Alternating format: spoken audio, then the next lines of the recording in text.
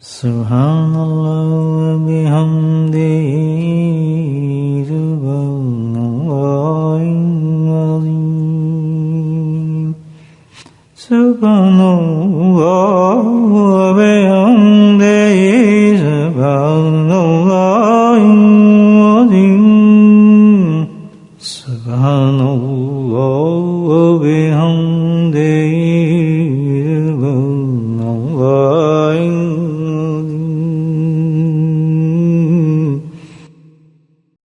نحمده ونصلي على رسوله الكريم أما بعد قال الله تعالى في القرآن المجيد أعوذ بالله من الشيطان الرجيم بسم الله الرحمن الرحيم إن الله وملائكته يصلون على النبي يا أيها الذين آمنوا صلوا عليه وسلموا تسليما اللهم صل على سيدنا ومولانا معدن الجود والكرم اللهم صل على سيدنا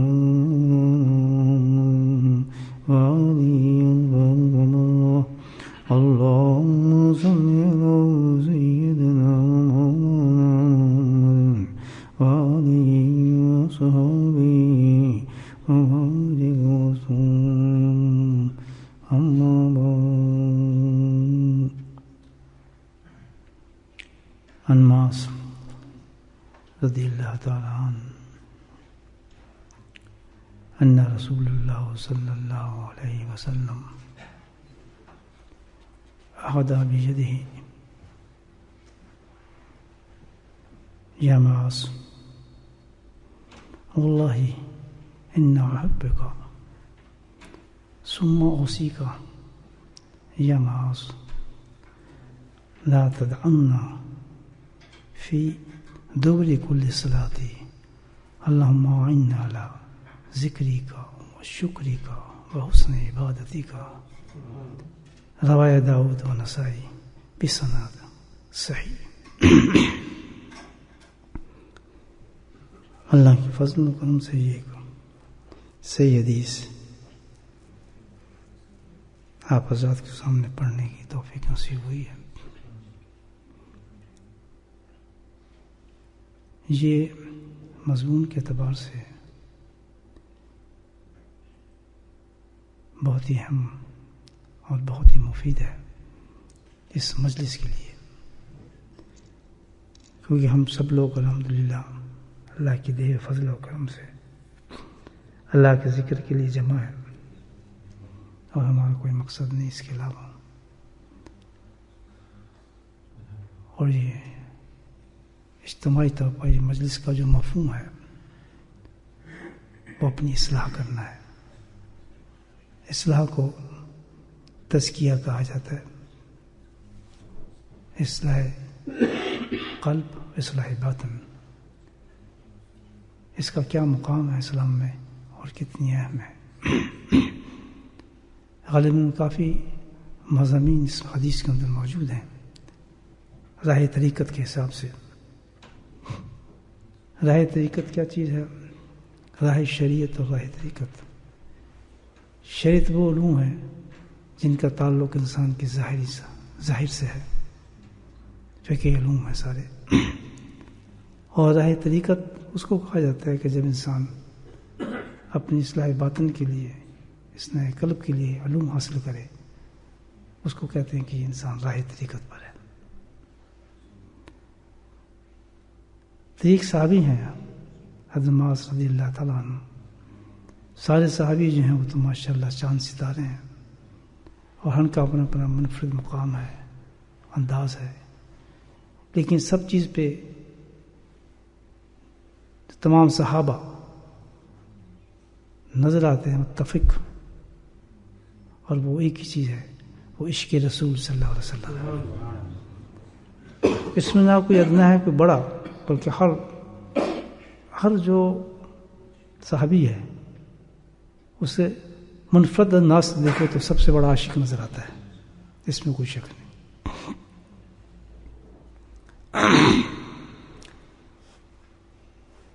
معاذ رضی اللہ تعالیٰ عنہ کا یہ جو آپ بیتی ہے جو خود بیان فرما رہے ہیں اس حدیث میں، یہ تو عاشقوں کی تاریخ میں ایک عجیبی چیز ہے. بہت ہی لطف آیا اس کو حدیث کو پڑھنے کے بعد بھی، سننے کے بعد بھی، کہ کیا سبحان اللہ، عشق ایک صحابی کا اور اس عشق کا جواب. خود ارشاد فرماتے ہیں اس حدیث کے اندر، مفہوم بھی ہوگا اور تشریح بھی ہوگی حدیث کی، اور بڑی خوبصورت انداز سے اس حدیث کو روایت فرمایا آپ نے، خود ہی انداز فرماتے ہیں. کہتے ہیں ونا رسول اللہ صلی اللہ علیہ وسلم، سبحان اللہ، اسٹارٹ ہی ایسے کیا کہ اللہ کے رسول صلی اللہ علیہ وسلم نے، ایک عجیب ملاقات تھی میری اور آپ کے درمیان. ابھی حدیث کی تشریح کر رہا ہوں عشق کی زبان میں، کیونکہ مجلس ویسی ہے. ایک معشوق اور عاشق کی، ایک شیخ کی، ایک مرید کی ایک عجیب و غریب ملاقات ہوئی. آؤ میں تمہیں وہ ملاقات بتاتا ہوں. حضرت معاذ فرما رہے ہیں، انا رسول اللہ صلی اللہ علیہ وسلم، میں اکیلا تھا، تنہائی تھی، کوئی بھی نہیں تھا، اور میرے سامنے جو تھے وہ اللہ کے روح سے موجود تھے. بولے سبحان اللہ. کیا بات ہے، سبحان اللہ. میرے تو رونٹے کھڑ جاتے ہیں حدیث پڑھنے کے بعد. سبحان اللہ. تنہائی اور عشق، سبحان اللہ، عجیب کیفیت ہوگی. تنہا اور جس سے میں محبت کرتا ہوں وہ میرے ساتھ اور میں ان کے ساتھ، کوئی بیچ میں نہیں. تو اچانک کیا ہوا کہ جس سے میں محبت کرتا تھا، میرے محبوب اعظم، عشق حقیقی، جانے قربان جس پر، وہ آگے بڑھے. اب اندازہ لگائیں کہ کتنے قریب ہو گئے ہوں گے. سبحان اللہ. کعبہ قوسین ادنیٰ والا معاملہ ہو رہا تھا. اتنے قریب ہوئے، اتنے قریب ہوئے. قرب کا انداز کیا تھا، سبحان اللہ. پھر حدیث آتی ہے اخذ بیدہ. اب آپ خود دیکھ رہے ہیں کہ کتنے قریب ہوں گے کہ اللہ کے نبی صلی اللہ علیہ وسلم نے میرا ہاتھ پکڑ لیا. سبحان اللہ، سبحان اللہ. اخذ بیدہ، میرے ہاتھ پکڑ لیا آپ نے، میرے ہاتھ کو تھام لیا، اپنے ہاتھوں میں لے لیا. تو ہوش رہا ہوگا ان کے، سوچیں ذرا. سبحان اللہ. تیرا ہاتھ آیا جو ہاتھ میں، تو چراغ راہ کے جل گئے.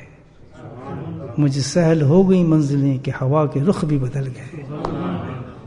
یہ تو کوئی عاشق ہی جان سکتا ہے کہ جب اپنا ہاتھ کسی شیخ کے ہاتھ میں دیتے ہیں تو کیفیت ہو محبت کی، تو پھر کیا حالت ہو بن سکتا. انہوں نے ہاتھ پکڑا اور پھر قریب اتنے، اس کے بعد پھر فرمایا اور اسی کا یا معاذ. یہ ایک حدیث کا پہلا حصہ ہے جس میں معرفت کا بہت ہی عظیم پیغام ہے. بتایا یہ گیا ہے کہ جب انسان تزکیے کی منزل پہ چلتا ہے تو سب سے پہلے چیز تو یہ ہے کہ وہ کوئی رہبر تلاش کرتا ہے، گائیڈ، جس کو ہم شیخ کہتے ہیں، مرید کہتے ہیں. تو تلاش کرنے کے بعد جو پہلی چیز ہے وہ کیا ہے؟ حدیث سے ثابت ہے کہ مرید میں اور شیخ میں جو سب سے اہم چیز ہے، سب سے پہلی چیز ہے، وہ محبت ہے. جب تک محبت نہ ہو یہ منزل کی ابتدا ہی نہیں ہوتی. اور محبت ایسی ہو کہ جو انتہا درجے کی ہو، جس کی ہمارے حضرت فرماتے تھے کہ محبت نہیں، انسی نہیں، بلکہ عشق ہو. کیونکہ منزل بہت طے کرنی ہے، وہ یہ منزلیں ایسی ہیں کہ سوائے عشق کے کوئی طے نہیں ہو سکتی.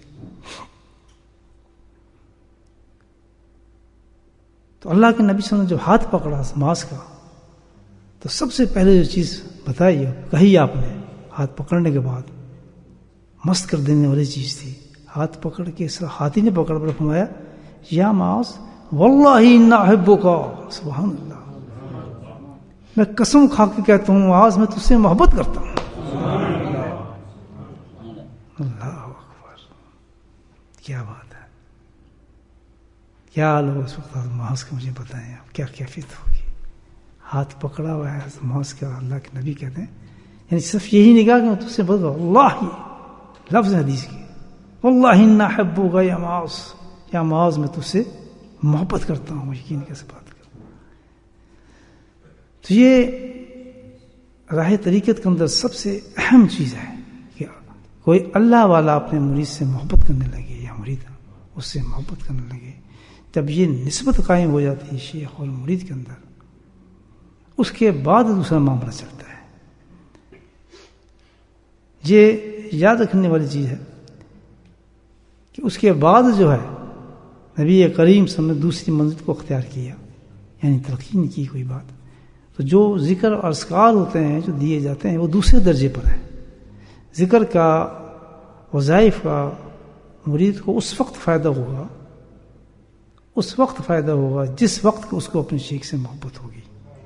اور یہاں بھی سن لیں, نبی کریم صلی اللہ علیہ وسلم نے کہا میں تجھ سے محبت کروں, تو جب شیخ کو اپنے مرید سے محبت ہوگی, جب یہ دونوں رشتے ہوں گے اس میں مضبوط. اب یہی نہیں کہ ایک مرید محبت کر رہا ہے اپنے شیخ سے, نہیں ہو سکتا شیخ نہیں کر رہا, اس کی وجہ کہ وہ شیخ کی بات نہیں مانتا, شیخ کی چیزوں پہ نہیں چلتا, اس کے اصولوں پہ نہیں چلتا, جس سے منع کرتا ہے اس پاس نہیں آتا, یا جو وہ تلقین کرتا ہے اس پہ کام نہیں کرتا, یا اس نسبت سے وہ اس چیز پہ پورا نہیں اتر رہا, تو ظاہر ہے شیخ کو نہیں ہوگی. مرید تو کرتا ہے تو اس سے کوئی فائدہ اس کو نہیں ہوگا. اصل چیز یہاں جو دکھائی ہے کیا ہے کہ مرید کو اتنی اطاعت, اتنی فرمانبرداری اور اتنا اوبیڈنٹ ہونا چاہیے اپنے شیخ کا کہ شیخ خود محبت کرنے لگے اس سے. کتنی محنت کی ضرورت ہے آپ دیکھیں. یہ راہ طریقت کا اصول ہے. شریعت میں جو ہم علم سیکھتے ہیں تو کتنے بڑے بڑے معاملات ہوتے ہیں, اس میں عالم بنتا ہے جب آدمی بتائیں 8 سال 10 سال 12 سال لگتے ہیں. بخاری پڑھ رہے ہیں, کوئی امام مالک پڑھ رہے ہیں, امام موطا پڑھ رہے ہیں, کوئی سیاست پڑھ رہے ہیں, کوئی فقہ پڑھ رہے ہیں, کوئی فلاں کتاب پڑھ رہے ہیں, فلاں کتاب پڑھ رہے ہیں. ایک استاد آتا ہے, دوسرا استاد آتا ہے, تیسرا استاد آتا ہے. تو وہ تو ظاہر علم ہے, لیکن جو علم باطن ہے تو وہ تو اس علم کو بھی کمپلیٹ کرتا ہے جو اس علم کو سیکھ کر آتا ہے. دونوں کی نسبت تو ہے بڑی گہری. تو اس میں کتنی محنت کی ضرورت ہے. اس میں ساری جو محنت ہے وہ دماغی نہیں ہے بلکہ روحانی محنت کی ضرورت ہے اس میں, کیونکہ سفر اس سے روح سے شروع ہوتا ہے. اس میں جو محنت کس کی ہے, روح کی ہے. کہ اس کے اندر یہ ہے کہ جس آدمی کے ساتھ وہ تعلق بنا رہا ہے سب سے پہلے اس کو دیکھنا چاہیے کہ آیا میرا اس سے بن سکے گا تعلق, کیا محبت ہو سکے گی مجھے اس سے, کیا میں اس سے اتنی ٹوٹ کر عشق اور محبت کروں گا کہ وہ خود مجھ سے محبت کرنے لگے. جیسے کہ قول ہے اللہ والوں کے, فرماتے ہیں کہ بھائی دعا مانگ, کہتے کیوں شیخ, بلکہ کیا ہے کہ ایسے بن جاؤ کہ شیخ خود تمہیں دعا دے. بات تو یہ ہوئی الحمدللہ, یہ تصرف ہے کہ ایسی بے لوث خدمت ہو تمہاری اس کے ساتھ, ایسی چیز اس کے منہ سے تمہارے لیے دعائیں نکلیں, اور وہ جو دعا اس کی ہوگی وہ آگے حدیث بتائے گی آپ کو کہ محبت کیوں ہے اور کس درجے پہ یہ قائم ہوتی ہے انسان کی, بلند کیوں ہو جاتی ہے. دیکھیں محبتیں تو بہت اللہ نے دنیا میں رکھی ہے, ماں کی بیٹے سے, بیٹے سے ماں کے, بیوی بچے, یہ چاچا, سب محبتیں ہیں. لیکن ان سب محبتوں کا جو ایک سٹینڈرڈ ہے وہ کیا ہے, کوئی خونی رشتہ ہوگا, یا کوئی معاملات ہوگا, یا پیسے کا لینا دینا ہوگا, یا کسی چیز, کوئی نہ کوئی لالچ بیچ میں آتا ہے. اگر وہ لالچ, وہ چیز محبت کی نکال لی جائے تو آدمی پہچانے بھی نہ. اگر فرض کریں اللہ تعالیٰ کسی ماں کے سینے سے بچے کی محبت کو نکال لیتا ہے, وہ تو لفٹ ہی نہیں کرے گی, اٹھے گی رات کو اس کے لیے, اس کی پرورش کرے گی نہیں. وہ کیا کمال ہے کہ اللہ تعالیٰ نے اس کے سینے میں ایک محبت ڈالی ہے جس کی وجہ سے وہ مجبور ہو جاتی ہے کہ میں اس بچے سے محبت کروں. اور اس محبت کا سٹینڈرڈ تو اللہ خبیر و بصیر ہے, اس انداز پہ ڈالا ہے کہ وہ ہر کام بچے کا کرنے کے لیے تیار ہو جاتی ہے. ایسی محبت ڈالی ہے, زبردست محبت ہے. تو جتنی محبتیں دیکھیں, لیکن اس میں کیا ہے, کوئی نہ کوئی دنیاوی تعلق ضرور ہوتا ہے, معاملہ ریلیشن ہوتا ہے. لیکن یہ جو محبت بتائی جا رہی ہے واللہ انی احبک کا جو کہا جا رہا ہے, اللہ نے فرمایا کہ اے معاذ میں تجھ سے بے لوث محبت کرتا ہوں, یا کہ تیرے میرے درمیان کوئی رشتہ نہیں ہے, کوئی تعلق نہیں ہے, لیکن محبت اتنی کیوں ہے, اس کی وجہ کیا ہے کہ تیرے اور میرے درمیان میں ایک چیز ہے, وہ کیا ہے, اللہ ہے. سبحان. اس محبت کا کوئی رشتہ نہیں ہے سوائے کہ اس محبت کے اس میں رشتہ ہے کسی کامل شیخ کو اپنے مرید سے نہ دنیا کا لالچ ہے، نہ کوئی رشتہ داری کا لالچ ہے، نہ کوئی رشتہ بنانا چاہتے ہیں، نہ رشتہ توڑنا چاہتے ہیں، نہ کچھ معاملات ہیں. کوئی دنیاوی جوڑ اس میں آپ کو نظر نہیں آئے گا. اس معاملے میں عجیب رشتہ ہے. کوئی معاملہ ایسا نہیں ہوگا جس کی کوئی وجہ پیش کی جا سکے کہ شیخ اپنے مرید سے اس وجہ سے محبت کرتا ہے کہ یہ وجہ ہے، یہ وجہ ہے. کوئی وجہ نہیں. یہ بے شک مرید کتنی ہی خدمت کر رہا ہو الحمدللہ وہ اس کا قرب ملتا ہے اس کو. لیکن اگر شیخ نے یہ معیار بنا لیا کہ جناب مجھے اس سے یہ فائدہ ہوگا، یا مجھے اس سے یہ چیز ملے گی، یا مجھے اس سے فلاں چیز ملے گی، تو کیا ہوگا؟ اس کا روحانی رشتہ ختم ہو جائے گا، کیونکہ بیچ میں سے اللہ نکل گیا اور کیا آ گئی؟ مجھے بولے دنیا آ گئی. سبحان اللہ، بولے سبحان اللہ. تو اسی وجہ یہ محبت تمام محبتوں پہ غالب ہو جاتی ہے. کیوں؟ کہ جب ان میں سے کوئی دنیا رشتہ ٹوٹتا ہے، مثال کے طور پر ایک دن تو ٹوٹ جانا ہے، جب موت آئے گی تو سارے رشتے جو دنیاوی ہوں گے ان کے لالچ ختم ہو جائیں گے. وہ تو ختم ہو گیا، رہا ہی کچھ نہیں. کتنی محبت والا رشتہ ہو، کتنے خون والا رشتہ ہو، جیسی موت آئی ختم ہو گیا. لیکن جو اللہ والا رشتہ ہے، جس سے اللہ کے لیے محبت کرے گا کوئی شخص، دو شخص جو اللہ کے لیے محبت کرتے ہیں اور بیچ میں صرف اللہ ہے، اللہ کے لیے انہوں نے محبت کی کہ مجھے اللہ مل جائے، اور اس سے کیوں شیخ کیوں محبت کرتا ہے؟ سبحان اللہ، کہ وہ اللہ کے لیے محبت کرتا ہے کہ یہ شخص میرے پاس جو آیا ہے یہ اللہ کے لیے ہے، تو اس کو فکر کیا ہوگی. سبحان اللہ. آگے حدیث چلتی ہے. شیخ کامل کو کبھی توقع نہیں اپنے مرید سے، اور مرید کو کبھی توقع نہ رکھنی چاہیے کہ شاید اس لالچ سے میں شیخ کو قابو کر لوں، اس وجہ سے اپنے شیخ کو قابو کر لوں، اس کا یہ پیک پوائنٹ ہو، شاید یہ اس کا ویک پوائنٹ ہو. یہ سب جو ہے وہ بربادی کا معاملہ ہے، کہ وہ شیخ کامل ہو ہی نہیں سکتا، وہ اپنے مریدین کو فیض پہنچا ہی نہیں سکتا اگر اس کے اندر یہ رشتہ قائم ہے کہ اس کے دل میں یا مرید کے دل میں، یا مرید یہ ڈالنا چاہتا ہے اس کے دل میں کہ اس کی وجہ سے مرغوب ہو کے وہ مجھے سبق دینے زیادہ شکر دے، میں اس کا فیوریٹ بن جاؤں، لوگ مجھے نزدیک سمجھنے لگیں، یا لوگ مجھے میری بھی عزت کرنا شروع کر دیں اس وجہ سے کہ میں اس کے قریب ہوں. یہ ساری دنیائی معاملات ہیں، اس سے اللہ کی محبت کو تعلق نہیں ملتا. ہاں اگر جو خدمت کر رہا ہے شیخ کی کوئی کر رہا ہے، اس کا مطلب ہی اور ہے، وہ قرب الہی کے لیے، اللہ کے لیے ہے. کیوں؟ محبت ہے اس کو. کس سے محبت ہے؟ اللہ سے محبت ہے، اور اللہ کی چیزیں وہاں سے ملنی تھی. معاذ رضی اللہ تعالیٰ عنہ کو جو محبت آپس میں ہوئی وہ کیا تھی؟ نبی نے فرمایا کہ مجھے محبت جو تجھ سے ہے وہ کیوں ہے معاذ؟ آگے بتائیں گے. اور اس محبت کا کیا فائدہ ہے؟ دیکھیں، جو اخری محبت ہوگی، اور یہ محبت کیوں غالب ہوتی ہے، اور سب سے عظیم محبت کس لیے بنی؟ اس لیے بنی کہ بھاری محبت میں تو کوئی نہ کوئی لالچ، مگر جب یہ محبت ہوگی جس میں اللہ کا بیچ میں ہوں گے، تو جو شیخ ہوگا اس کی محبت کا معیار کیا ہوگا اپنے مرید کے ساتھ؟ دنیا تو کوئی ہوگی ہی نہیں. ایک معیار ہوگا اس کا، کیا؟ کہ وہ اس کی اخروی فائدے کے بارے میں سوچے گا. وہ اس کو یہ فکر ہوگی اس کو میں جہنم سے کیسے بچاؤں، اس کی نمازوں کو کیسا میں صحیح کروں، اس کو سنت کا طریقہ میں کیسے بتاؤں، اس کے لیے وہ راستہ میں کیسے استوار کروں کہ دوزخ کی آگ سے بچ جائے، سیدھے راستے پہ چلنے لگے، بری سوسائٹیوں سے بچ جائے، شراب خانوں سے بچ جائے، حرام کاریوں سے بچ جائے، اور یہ آخرت کی منزلوں پہ آ جائے، برے حرام کاموں کو چھوڑ دے. اس کی فکر ہمیشہ اپنے مرید کے ساتھ یہی ہوگی، اخروی ہوگی، دنیاوی نہیں. بولیں سبحان اللہ. اور یہ میں پریکٹیکلی بات کر رہا ہوں، جس نے کئی سال، ایک سال نہیں بلکہ آدھی زندگی جس نے ایسے شیخ کے ساتھ گزاری ہے، آدھی زندگی، جس کے درمیان کبھی بھی میرے اور میرے شیخ کے کبھی بھی ایک پیسے کا معاملہ نہیں آیا، ایک پیسے کے نہ ڈیمانڈ ادھر سے آئی، کبھی نہیں آئی، کسی معاملے میں نہیں آئی. سبحان اللہ. بات ہوئی ساری زندگی میں، اوقات میں بات ہوئی تو صرف اللہ کی بات ہوئی اور کوئی بات نہیں. یہ میں آپ کو اس لیے پریکٹیکل بات کہہ رہا ہوں، ایسے شیخ کی بات ہوتی ہے. لیکن محبت کا یہ درجہ تھا، الحمدللہ الحمدللہ، بالکل اس عاجز ناکارہ کے ساتھ یہی معاملہ پیش آیا. حضرت صاحب نے ہاتھ اٹھا کر پورے مجمع کہا کہ میں اس شخص سے محبت کرتا ہوں. یہ کمال ہسٹری میں کبھی واقعات، یہ حدیث سنا رہا ہوں میں آپ کو. واللہ واللہ یا معاذ، واللہ احبک، میں تجھ سے محبت کرتا ہوں. وہ صدیق بھی تھے، حضرت عمر بھی تھے، حضرت علی بھی تھے، بڑے بڑے صحابہ تھے. لیکن ایک یہ پیغام، یہ ایک لائن بتائی جا رہی ہے، یہ بھی ایک لائن ہے تزکیے کی، بہت بڑی لائن ہے، اور اس کی یہ اصول ہے. یہ رشتہ ہے شیخ اور مرید کے درمیان. اس رشتے کے ساتھ جو چلے گا انشاءاللہ وہ اللہ کے راستے میں کبھی فیل ہی نہیں ہو سکتا، کبھی ہو نہیں سکتا کہ وہ اپنے شیخ سے فیوز حاصل نہ کرے، اس سے وہ تعلیمات حاصل نہ کرے، وہ اس منزل کو پہنچے نہ جو تعلیمات اور جو اسباب اس کے پاس ہیں اس کو نہ ملے۔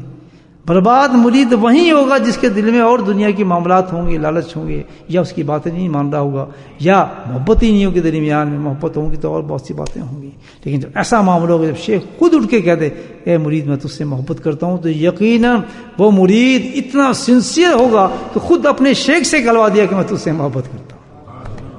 وہ کیسے فعل ہو سکتا ہے؟ مجھے پتا ہے کتنی بڑی محنت کی ضرورت ہے مریدوں کو، مجھے پتا ہے۔ یہ خالص لوگوں کی بات کر رہا ہوں، مطلب خالص تھا جب اپنے شیخ کے پاس گیا اور خالص بن کے بیٹھا تھا، میں نے پھر سب کچھ چھوڑا تھا، میں نہیں ناکام ہوں اللہ کے فضل سے، میری نماز صحیح ہو گئی، مجھے سنتوں پہ چلنا آ گیا۔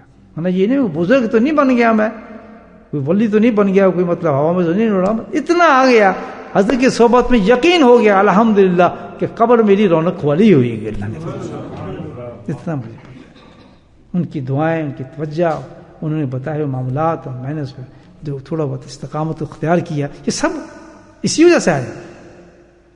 یہ معاملہ صرف اللہ کا تھا، کوئی دوسرا اصول نہیں تھا، یہ ہے تزکیہ۔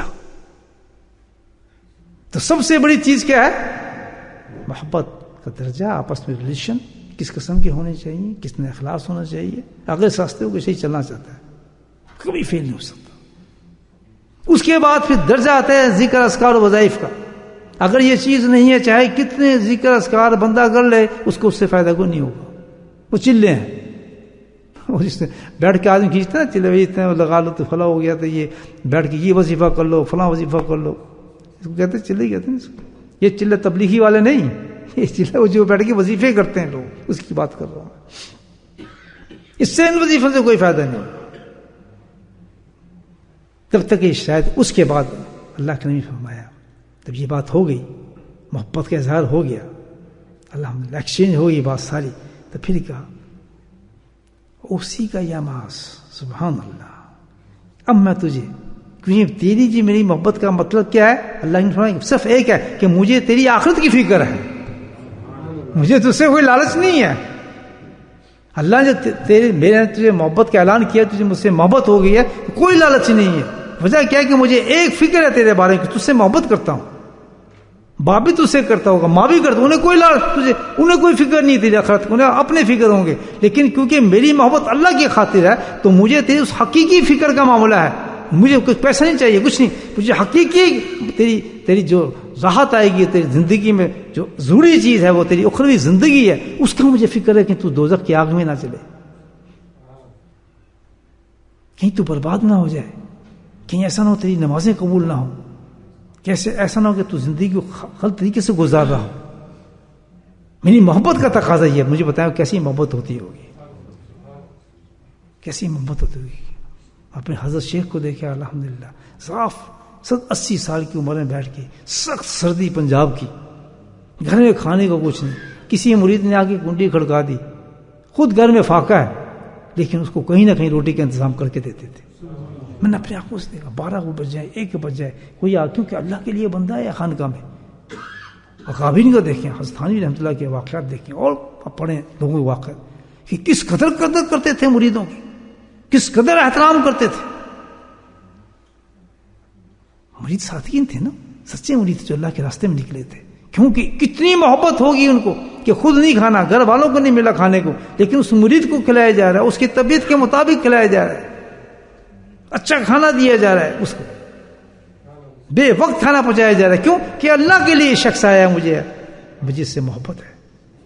اور وہ حقیقی محبت ہوگی، مجھے پتہ نہیں آپ وہ جو محبت جو سب محبت سے اونچی ہو جاتی ہے، پتہ نہیں اللہ نے کتنی محبت پیدا کی ہوگی ماں کے دل میں جو بچے کو پالتی ہے، جو اپنے سینے کے خون کو دودھ بنا دیتی ہے۔ مجھے بتائیں آپ اللہ نے کتنی محبت دی ہوگی اس کو، کہ کوئی ہو سکتا ہے کہ دودھ ایک دم جو خون ہے انسان کا وہ دودھ بن جائے؟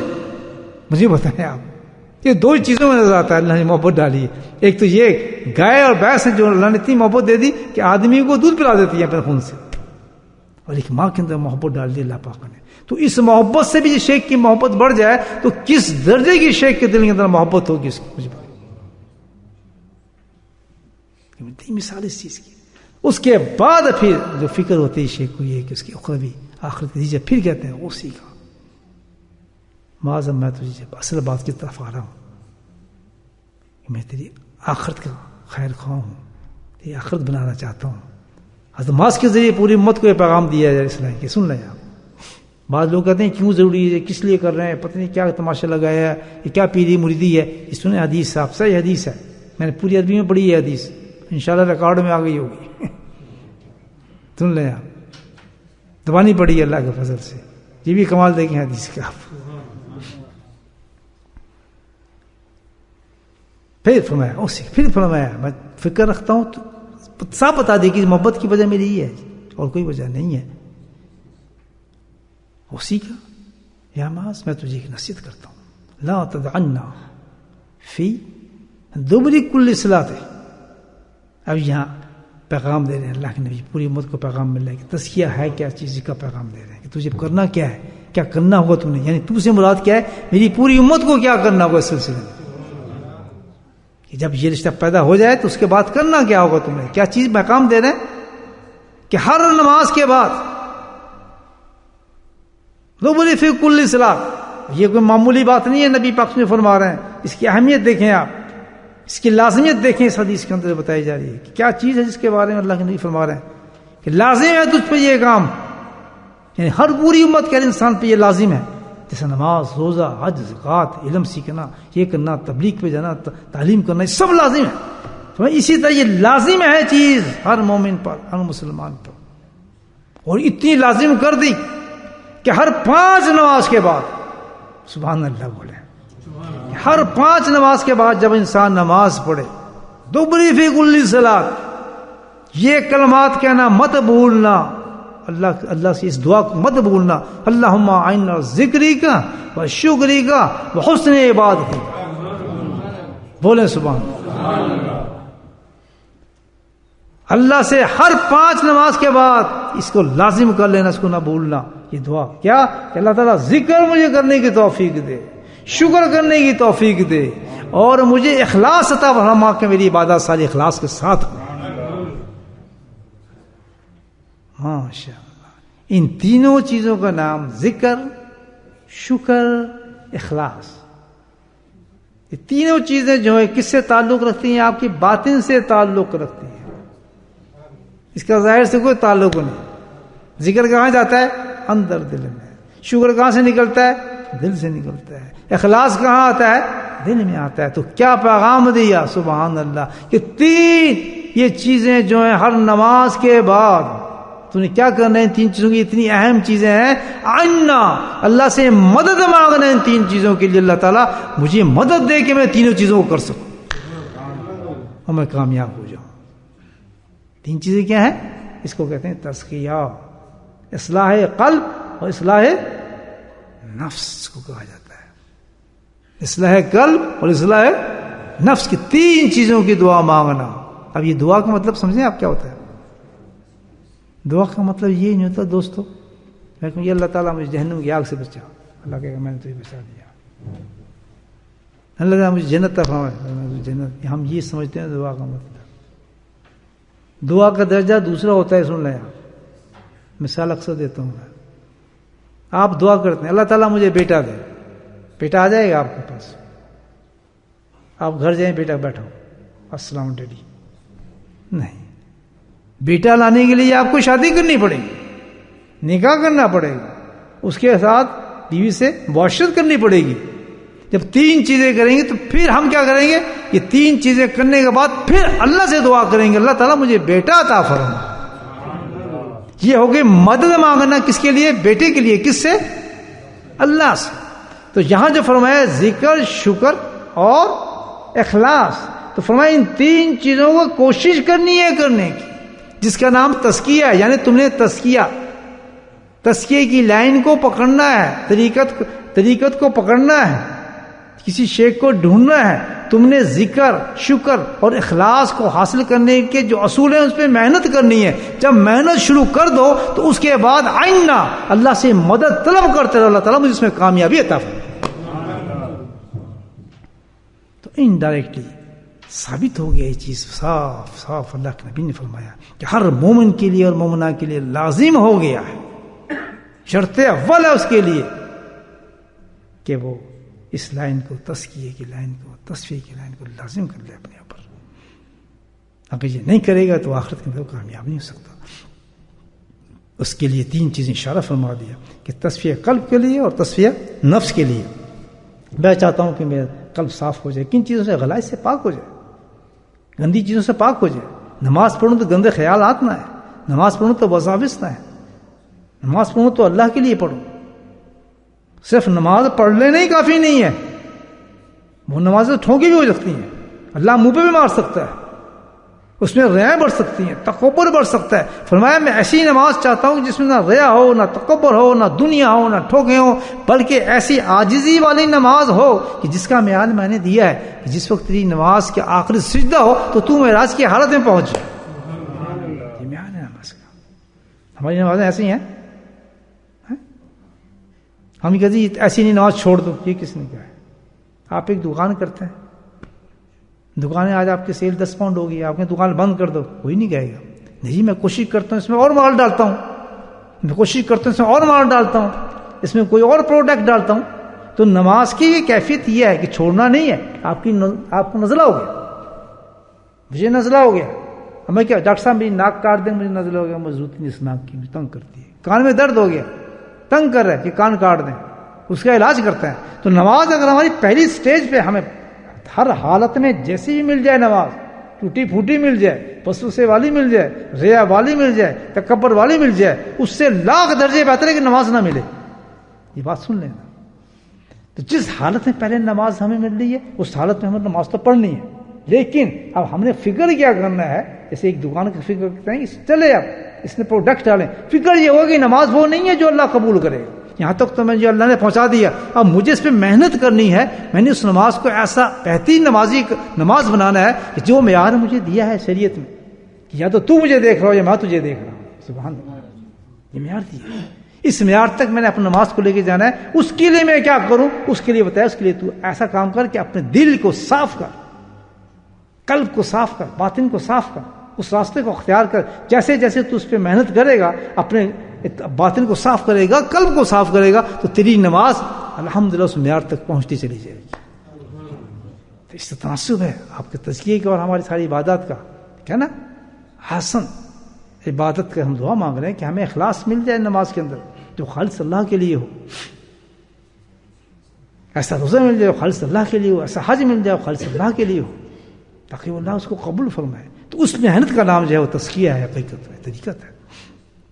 اس کی یہ صورت ہے حدیث میں. تو آپ کہیں بھی کیوں نہیں کہہ سکتا کہ جناب بس یہ نماز پڑھ لی کافی ہے. یہ تو کام نہیں ہو رہا. نماز پڑھ لی تو کیا وہ نماز اس معیار کی بن گئی ہے کہ ہمیں اللہ قبول فرما لیں گے اس نماز کو؟ نہیں. جلا بھرن تو راستہ پتا ہے کہ غلط ہے تیری نماز. اللہ نے خود فرمایا کہ نماز پڑھی کس کہ بھائی تیری نماز میں دوبارہ پڑھ. حدیث ہے یا نہیں ہے؟ پھر پڑھی کہ تیری نماز دوبارہ پڑھ. تو یہ یقین ہے کہ نماز آپ کی صحیح نہیں ہے، اس کو صحیح کریں. ایک عبادت صحیح نہیں کرے اس کو صحیح کریں، باطن کے غلائز کو ختم کریں. اور ختم ہو جاتے ہیں جب ہم ذکر کریں گے، اس کیفیت میں پہنچیں گے، اللہ کے ذکر کے ساتھ کثرت کریں گے، اپنے باطن کو صاف کریں گے، الحمدللہ اندر سے گند نکلنا شروع ہو جائے گا. وہ گند نکلے گا تو نماز بننی شروع ہو جائے گی انسان. تبھی آپ دیکھیں گے ذاکر کی نماز مختلف ہوتی ہے، ذکر کرنے والے کے اعمال مختلف ہوتے ہیں، ذکر کرنے والے کی عبادات مختلف ہوتی ہیں، کیونکہ اس میں اخلاص زیادہ ہوتا ہے، للہیت زیادہ ہوتی ہے. تو اس نماز میں نورانیت بھی زیادہ ہوتی ہے. جس نماز میں نورانیت زیادہ ہوگی اس میں اللہ تعالیٰ جب دعائیں مانگے تو دعائیں بھی سنی جائیں گی، اور قرب بھی زیادہ ہوتا ہے اللہ تعالیٰ سے.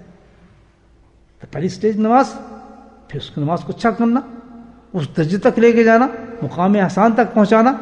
اگر ہم پہلی سٹیج پہ رک گئے تو وہ تو بس ٹھنڈے ہی ہو گیا آدمی. اس نے کہا محنت نہیں کی اس نے. اسلام اور دین محنت کا نام ہے دوستو. اس کی محنت ایسی ہے کہ جب تک سانس نہ انسان کا نکل جائے، جب تک انسان مر نہ جائے، اس وقت تک انسان کو محنت کرنی ہے. حتیٰ یقین یقین، جب تک موت نہ آ جائے انسان کی، اس وقت تک انسان سمجھے کہ مجھے مجاہدے پہ رہنا ہے. کبھی اکتفا نہیں ہو سکتا کسی چیز میں. بس جی میں نمازی بن گیا ہوں، بس جی میں تو فلاں میرا صحیح ہو گیا، رمضان پڑھا، روزہ رکھ لیا. بالکل نہیں. دیکھیں کتنے نقص اس میں نے کیسی نماز پڑھی ہے، کیسے بات کی ہے، کیا میں نے روزے رکھے ہیں، کس طرح میں نے حج کیا ہے، کتنے نقاش تھے اس کے اندر. تو پہلے ہی سے آدمی اپنے باطن کو اس کے لیے تیار کرے، اور اسی کا نام تزکیہ ہے. تزکیہ کا مطلب یہ نہیں کہ آپ بزرگ بن جائیں، میں بزرگ بن جاؤں، چیزیں نظر آنی شروع ہو جائیں، پیر بن جائے، فلاں بن جائے، اس کا تعلق کوئی اس سے نہیں ہے۔ تو اللہ تعالیٰ سے دعا کریں، اللہ تعالیٰ یہ جو حدیث ہم نے سنی ہے، اللہ تعالیٰ اس پہ ہمیں عمل کرنے کی توفیق نصیب فرمائے، اور اللہ کا شکر کریں کہ اللہ نے ہم اس لائن پہ ڈال دی ہے۔ ٹوٹی بوٹی محنت جاری ہے الحمدللہ، ذکر کا بھی شوق ہے، باطن کو صاف کرنے کا بھی شوق ہے، لیکن اب اس میں استقامت چاہیے، ذرا ہمت چاہیے، اور یہ تین چار جو اصول بتائے ہیں الحمدللہ، ان اصولوں کو سامنے رکھ کے راہ طریقت کو حاصل کرنے کی کوشش کریں۔ واخر دعوانا الحمدللہ رب العالمین۔